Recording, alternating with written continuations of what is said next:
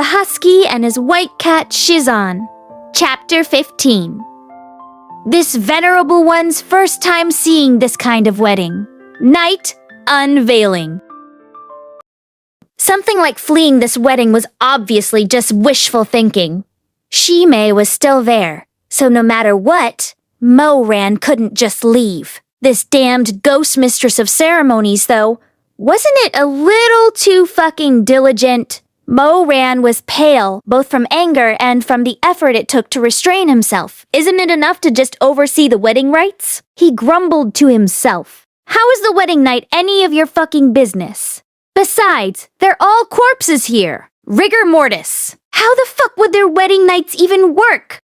As for what Chu Wanning's face looked like right now, Mo-Ran was too scared to even glance. He got busy playing dumb, his eyes glued to the carpet. He really wanted to grab that ghost mistress of ceremonies wherever it might be hiding and roar in its face. Fuck you! You son of a bitch! You show me how it's done then.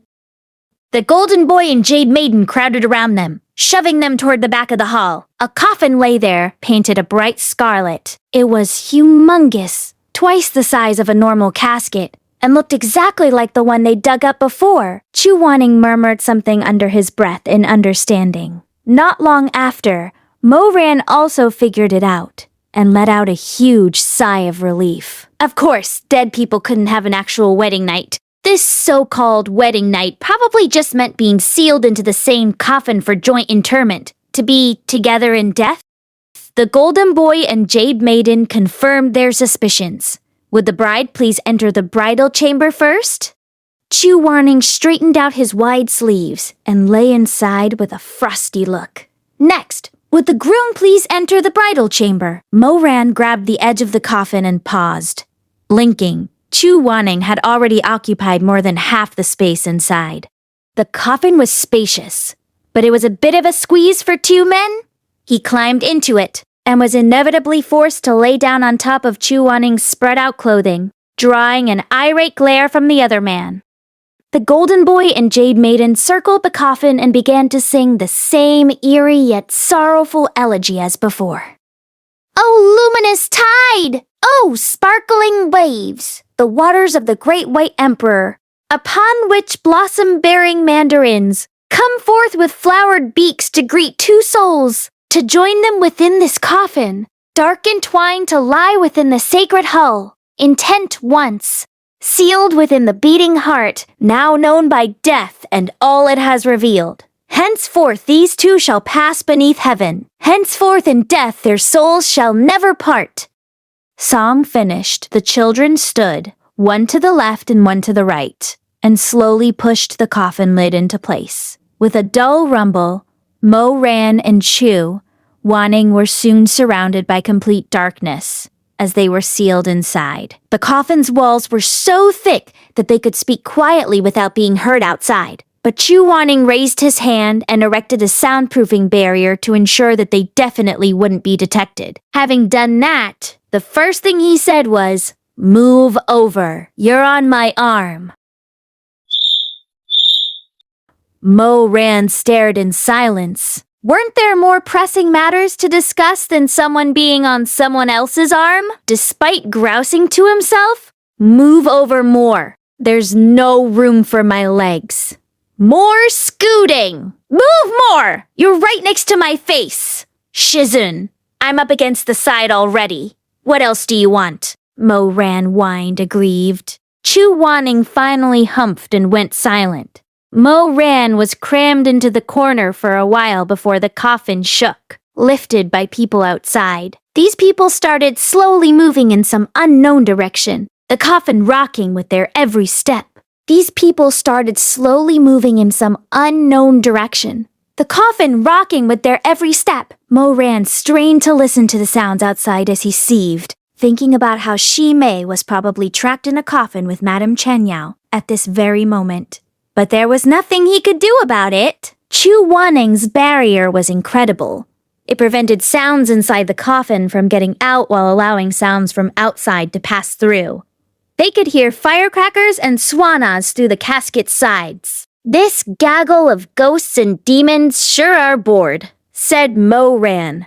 Are they taking these coffins? Just where it was too dark inside the coffin to see Chu Wanning's face, so he could only hear his voice. It's just like Butterfly Town's traditions. The destination should be the temple outside town. Mo Ran nodded and concentrated on listening for a while. Seemed to be more and more footsteps outside. Shizun. There.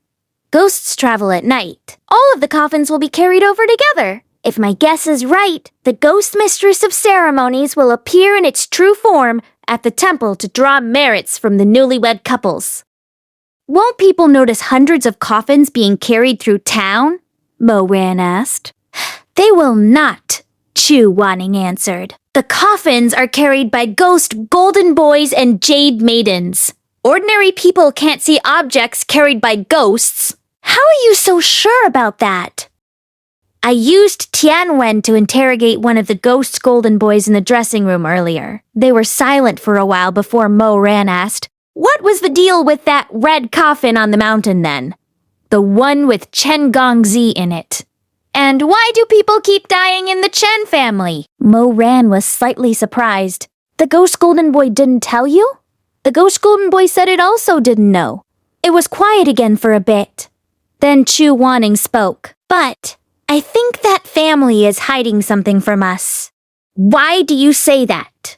Remember, although the thing enshrined in that temple exudes evil energy, it's still a being that has cultivated into a deity.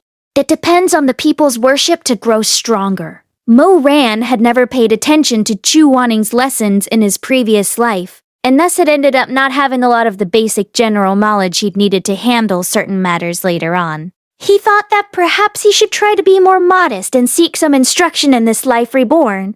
And so he asked, "What's so significant about deities?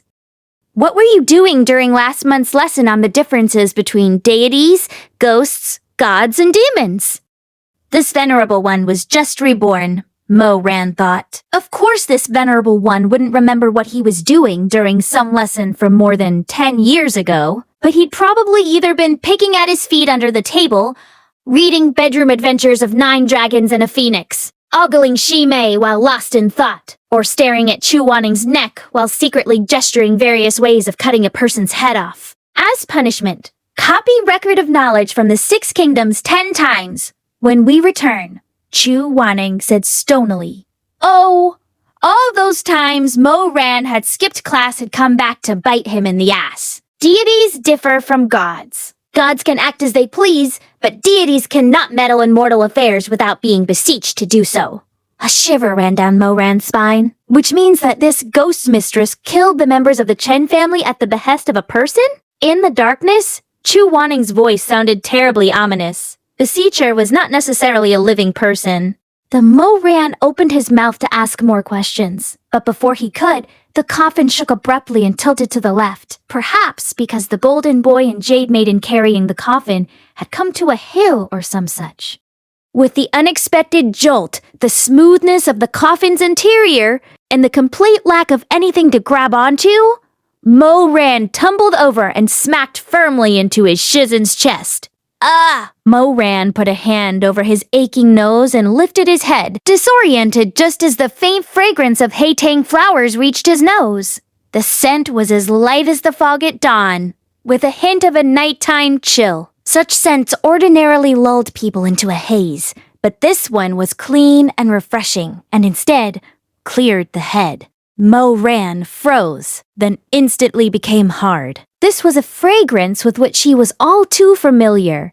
It was Chu Wanning's scent, but to Mo Ran, this scent had always been intertwined with desire. All of a sudden, a certain deep-seated depravity, like a lightning-stricken forest fire, shot directly into his head. End of the chapter. This chapter was quite short. Moran's thoughts gives away some hints about spoilers to the readers, right? As for... to some things, I actually feel like Moran is actually so dumb. Like fully immersed in only one thought at a time, his last brain cell do all the work and miss other stuff. It really can be lack of care and education as a kid. So, let's meet with the next chapter. Bye!